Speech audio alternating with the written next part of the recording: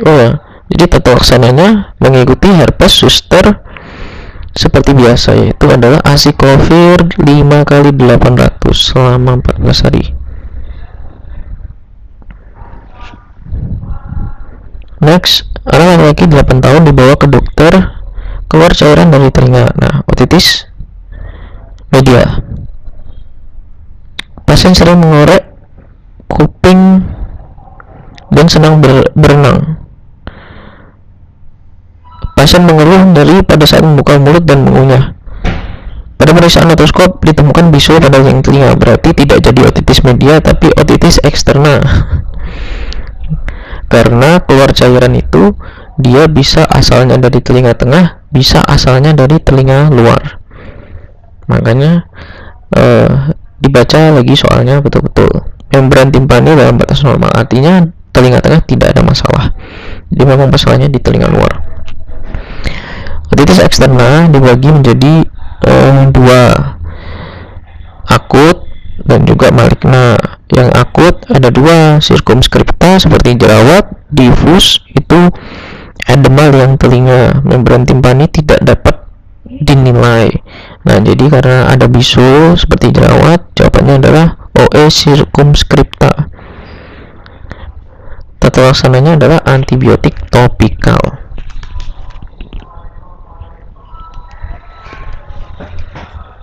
Laki-laki berusia 25 tahun datang dengan keluhan berkurangnya pendengaran pada telinga kanan. Jadi pendengaran hanya telinga kanan yang berkurang. Didapatkan sedimen prop penuh pada telinga kanan. Pada pemeriksaan garpu tala, hantaran udara negatif, hantaran tulang positif. Apa pemeriksaan Weber pada pasien ini? Nah, kita lakukan aja analisa bahwa kita harus ingat kalau tuli itu melibatkan telinga luar ataupun telinga tengah. Tipe tulinya adalah tuli konduksi. Sedangkan kalau melibatkan telinga bagian dalam itu adalah tuli sensori neural. Nah, jadi cerumen probe kan posisinya ada di telinga bagian luar. Jadi adalah tuli konduksi. Webernya adalah lateralisasi ke arah telinga yang sakit. Jadi jawabannya adalah lateralisasi ke kanan.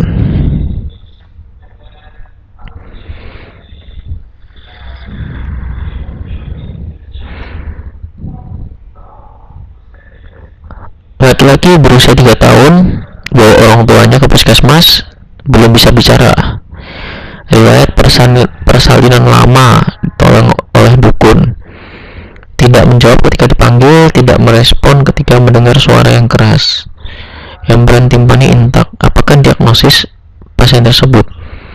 Jawabannya adalah tuli sensori neural kongenital. Nah, jadi analisanya adalah pasien tidak mendengar sejak lahir. Berarti memang ada kelainan. Ada riwayat persalinan yang abnormal, jadi kemungkinan besar adalah kongenital. Tidak melihat adanya sumbatan telinga dan juga membran timpaninya intak, artinya tidak ada masalah konduksi di situ, meskipun belum bisa dipastikan secara 100%. Makanya dibilang kemungkinan besar adalah sensori neural. Seperti itu. Nah, jadi tentang tuli kongenital ini dia bisa genetik, bisa juga karena infeksi. Nah, genetik itu bukan infeksi ya, maksudnya non genetik. Bisa infeksi, bisa karena obat-obatan, bisa karena persalinan lama atau prematur. Nah, genetik memang dari gennya.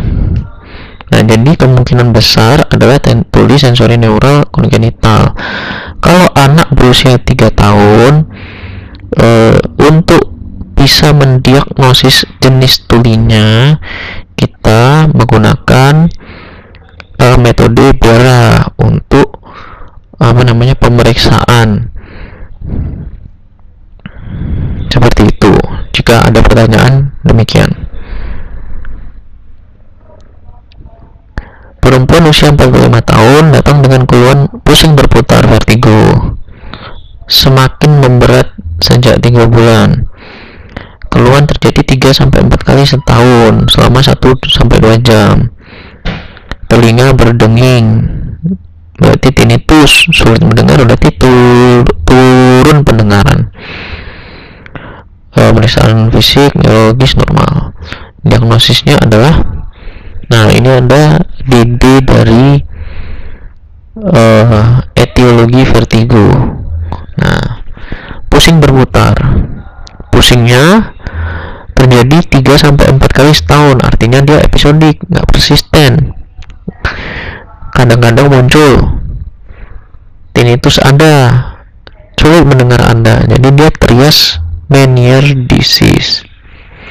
Hati-hati dengan labyrinthitis, yaitu adalah vertigonya persisten.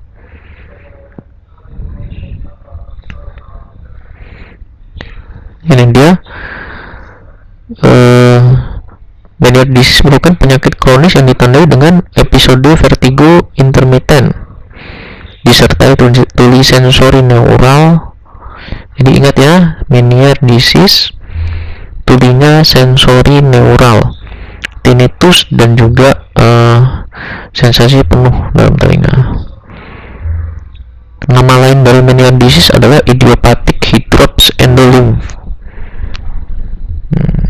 Jadi penata laksanaannya adalah utamanya diberikan agen diuretik seperti HCT, hidroklorothiazid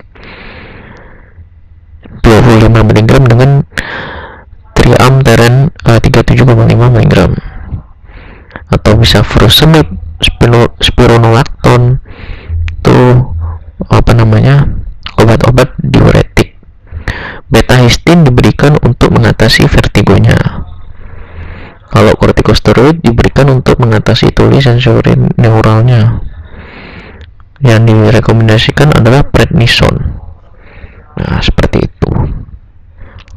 Jadi tata laksana utamanya tetap diuretik karena dia patofisiologinya berkaitan dengan hydrops endolymph. Laki-laki 18 tahun datang ke Polri dengan keluhan telinga tiba-tiba terasa penuh, nyeri, kepala terasa berat. Pasien merasakan setelah diving dengan teman-temannya. Ini mekanisme yang menyebabkan gejala adalah barotrauma. Nah, jadi pada pasien ini termasuk dalam decompression illness. Jadi dia akibat adanya penurunan tekanan udara atau lingkungan di luar tubuh secara tiba-tiba. Nah, itu dinamakan sindrom hipobarik. Penyebabnya bisa ketinggian karena mendaki atau naik pesawat, take off. Biasanya pasti yang pernah naik pesawat, telinganya pasti sakit, terasa penuh, nyeri kepala. Persis seperti soal ini. Kalau take off, nanti waktu landing gitu juga, karena ada perubahan tekanan, dan juga bisa diving karena tekanannya itu juga berbeda antara di permukaan dan di bawah laut. Oke, next. Laki-laki 45 tahun, penurunan pendengaran. 30 menit sebelum ke IGD, pasien mendengarkan ledakan tabung gas. Setelah itu pendengaran dirasa berkurang dan sedikit pusing. Diagnosisnya adalah trauma akustik. Nah, jadi trauma akustik ini merupakan tuli sensori neural akibat pajanan tunggal terhadap bising yang sangat keras, misalnya suara ledakan. Nah, ada juga namanya noise induced hearing loss atau NIHL. Nah, NIHL ini bedanya dengan trauma akustik adalah sama-sama sensori neural akibat pajanan bising yang terus menerus. Nah, ini dia seperti soal yang sebelumnya, yaitu adalah yang perusahaan sama pekerja tadi. Makanya ada peraturan dari undang-undang yang mengharuskan berapa desibel atau level ambang kebisingan itu disesuaikan dengan durasi yang bisa diterima oleh seseorang, karena dia bisa menyebabkan NIHL, noise induced hearing loss, atau sensory neural, yang berbahaya. Nah, jadi itu dia. Nah, ini juga ada presbyakusis, otosclerosis, ini gejala yang saling berkebalikan. Sama juga trauma akustik dengan NIHL. DD-nya lah istilahnya. DD-nya trauma akustik, NIHL. Presbyakusis, DD-nya otosclerosis. Laki-laki 30 tahun mengeluh benjolan di leher kanan sejak 7 bulan yang lalu. Makin membesar. Sejak 4 bulan keluar darah saat mengeluarkan ingus. Berarti ada sesuatu nih. Merasa hidungnya tersumbat. Keluhan disertai baal wajah sebelah kanan, penglihatan ganda, diplopia, telinga tersumbat. Pemeriksaan yang perlu dilakukan adalah jawabannya CT scan. Kenapa?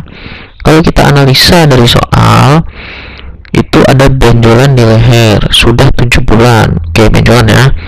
Jadi bisa abses, bisa yang lain-lain. Ada epistaksis, hidung tersumbat sejak 4 bulan. Baal di wajah sebelah kanan, diplopia. Jadi ini seperti gejala intrakranial karena ada diplopia. Pandangan ganda, telinga tersumbat. Jadi suspeknya adalah CA nasofaring, terutama kenapa? Karena keluar darah saat mengeluarkan ingus, berarti kan ada masalah di situ. Nah, jadi dari CA nasofaring itu ada 4 kategori ya: gejala telinga, gejala hidung, gejala leher, dan juga gejala intrakranial. Nah, pada soal ini dia terpenuhi semua. Jadi memang kemungkinan suspeknya CA nasofaring, makanya dilakukan pemeriksaan CT scan kepala. Nah, ini dia. CA nasofaring adalah tumor ganas yang paling banyak di Indonesia. Etiologinya Epstein-Barr, predileksi fossa rosenmuller yang ada di nasofaring. Di gejala nasofaring ada telinga, intrakranial, gejala leher. Jadi minimal ditemukan 3 dari 4 kelompok gejala aja sudah suspek ke sana, ke CA nasofaring. Pada soal ini ditemukan keempat-empatnya. Nah, pemeriksaan penunjang selanjutnya CT scan. Laki-laki 30 tahun datang ke klinik dokter umum dengan keluhan hidung tersumbat sejak remaja. Keluhan lain berupa hidung gatal-gatal dan keluar cairan bening. Keluhan dirasakan setiap bangun pagi dan apabila terkena debu. Arahnya ke rinitis alergi. Dapatkan konka membesar. Nah, konka membesar, konka hipertrofi ini kalau pada rinitis alergi dia warnanya adalah livid. Beda dengan rinitis vasomotor. Konkanya warna kemerahan kalau vasomotor. Tapi dari gejala sama sekali nggak mengarah ke vasomotor. Nah, ini udah sering kita bahas, sudah banyak sekali soal-soal sebelumnya. Seorang anak 10 tahun dibawa ibunya ke dokter umum dengan keluhan telinga kanan terasa penuh. Pendengaran berkurang sejak 3 hari yang lalu. Seminggu sebelumnya terdapat riwayat batuk dan pilek. Pasien mengaku kadang terasa nyeri, jadi bisa disimpulkan di sini otitis media. Melalui otoskop terlihat retraksi membran timpani, berarti dia otitis media akut stadium oklusi tuba. Tata laksananya adalah dekongestan atau di sini efedrin 5% tetes hidung. Kenapa dekongestan? Untuk membuka tuba eustasius. Itulah tata laksana pada oklusi tuba. Jika pada stadium lain, tata laksananya lain lagi. Nah, 30 tahun datang ke poliklinik, keluhan pilek ya. Dia mengeluhkan hidung tersumbat, sulit membuang ingus. Nah, pilek, hidung tersumbat. Periksaan rinoskopi, benjolan dengan permukaan licin, mengkilat, nyeri, tidak nyeri, mudah digerakkan. Saat diberikan efedrin, benjolan tidak mengecil. Nah, ini seperti soal sebelumnya, jadi dia polip. Tata laksananya adalah polipektomi. Seperti itu. Oke, jadi kalau kita lihat ke soal, cut. Jadi anak laki-laki usia 6 tahun dibawa ortunya ke poliklinik. Penurunan pendengaran, garis pertama menunjukkan rina negatif pada kedua telinga. Jadi kalau rina negatif, kita curiganya ke tuli konduksi, Weber lateralisasi ke kanan, dan swabah memanjang pada kedua telinga. Gangguan pendengaran yang terjadi adalah pada rina negatif itu pada tabel yang ada di bawah, kita langsung dapat mendiagnosa tuli konduksi. Nah, Weber lateralisasi ke kanan kan sama-sama konduksi. Kenapa kok harusnya dia tidak ada lateralisasi dong? Karena kan lateralisasi ke arah yang sakit, harusnya sama antara kiri dan kanan karena sama-sama sakit. Nah, jadi kenapa ada lateralisasi? Jadi di sini artinya tingkat keparahan dari telinga kiri dan kanan itu lebih parah ke kanan, makanya dia lateralisasinya ke arah kanan. Sama-sama konduksi kanan dan kiri, yang lebih parah adalah yang kanan. Seperti itu ya, sudah paham ya? Jadi ini adalah soal terakhir. Jadi analisis mengenai Darbutala, jangan dilupakan meskipun ini adalah pemeriksaan yang sederhana. Oke, jika ada pertanyaan bisa ditanyakan melalui DM Instagram ataupun di kolom komentar. Oke, terima kasih.